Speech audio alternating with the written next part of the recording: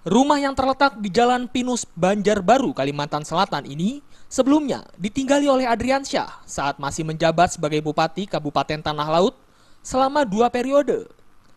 Setelah terpilih menjadi anggota DPR RI, rumah ini ditinggali oleh keluarga Adriansyah lainnya. Namun setelah ditangkap tangan oleh KPK, rumah ini terlihat sepi.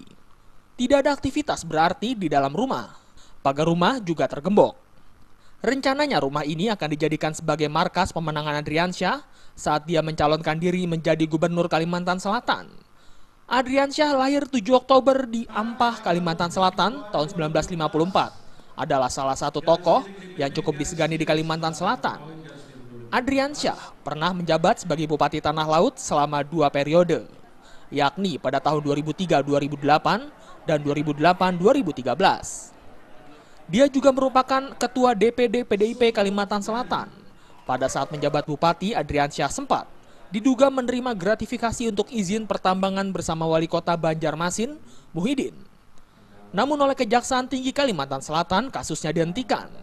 3 minggu sebelum tertangkap tangan KPK, Adriansyah mendaftarkan diri ke Partai Keadilan Sejahtera PKS untuk menjadi Gubernur Kalimantan Selatan setelah DPD PDIP Kalimantan Selatan merestui dirinya. Dari Banjarmasin, Kalimantan Selatan, Andi Muhammad Haswar melaporkan.